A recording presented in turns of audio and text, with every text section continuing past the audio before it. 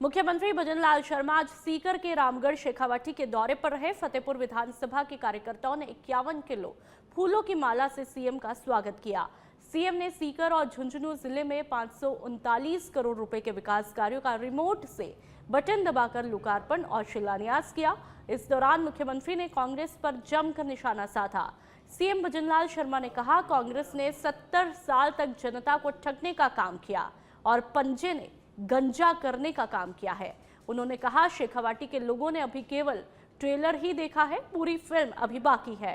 मुख्यमंत्री ने तंज कसते हुए ट्विटर पर बयान देने वाले नेताओं को सच्चाई का पता चल जाएगा। उनकी सरकार ने जो संकल्प लिया है उसे पूरा कर रही है और जनता के बीच आकर हर साल अपने कामों का हिसाब भी दे रही है। कार्यक्रम में यूडीएच मंत्री झावर सिंह खर्रा, पूर्व नेता प्रतिपक्ष राजेंद्र राठौड़ सहित कई वरिष्ठ बीजेपी नेता मौजूद रहे।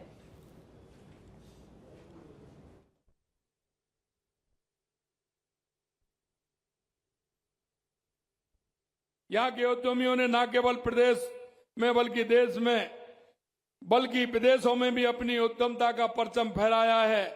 मैं जब भी राजस्थान के बाहर जाता हूं, वहां के बड़े बड़े उद्यमी जब मैं उनसे पूछता हूं तो 70 और 75% इस शेखावाटी के ही निकलते हैं। शेखावाटियों के उद्यमियों की एक दूसरी खूबी है, वो ये है कि वो समाज सेवा के कार्य में हमेशा अग्रसर रहते हैं। और अभी अभी कह रहे थे कि यहाँ की बावड़ियां, यहाँ की हवेली, यहाँ के कुएं, यहाँ का स्टेडियम बन रहा है। मैं धन्यवाद देना चाहता हूं, उन्होंने जमीन भी दी है और 100 करोड़ भी उसमें लगाए हैं। ऐसे दानवीर भी यहाँ हैं। हमेशा परोपकारिता की भावना आपके अंदर कूट कूट करके भरी है।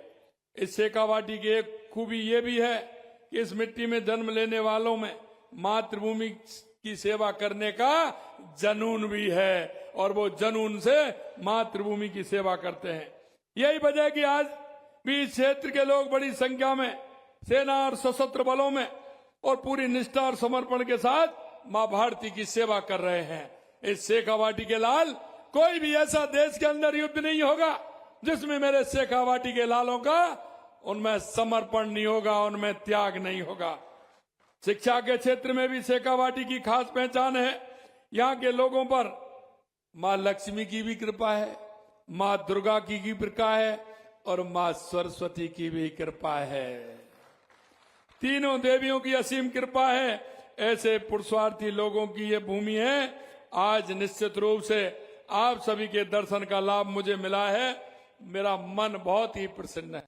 पिछले 2 साल में राजस्थान की मूलभूत समस्याएं, चाहे वो जल से संबंधित हो, चाहे विद्युत से संबंधित हो, चाहे कानून व्यवस्था से संबंधित हो और चाहे पेपर चोरों से संबंधित हो, हर क्षेत्र में इन्होंने बेहतरीन से बेहतरीन काम करने का प्रयास किया।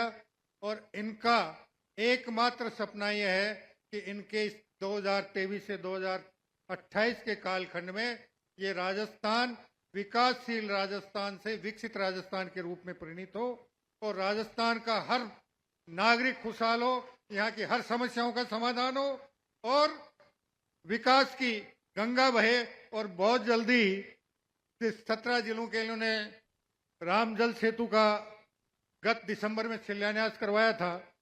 आने वाले दिनों में हमारे सीकर, झुंझुनू और चूरू जिलों के लिए यमुना जल के कार्यक्रम का भी शिलान्यास होगा और हमारे यहाँ भी वर्षों से प्रतीक्षित यमुना का जल हमारी मरुधरा।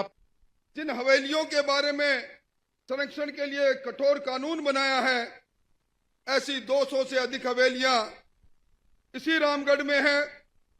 मुख्यमंत्री जी यहाँ की छतरियां देखें, यहाँ की बावड़ियां देखें, यहाँ के भित्ति चित्र देखें और विशेष तौर पर यहाँ रामगोपाल पोद्दार जी की छतरी में अगर देखेंगे तो भगवान राम और भगवान कृष्ण की लीलाओं का चित्रण 1872 में किया है, जो आज सजीव है।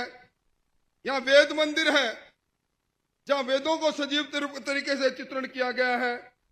यहाँ लाल कुएं के बालाजी है जहाँ बालाजी महाराज हनुमान जी के जीवन चरित्र को चित्रित किया गया है।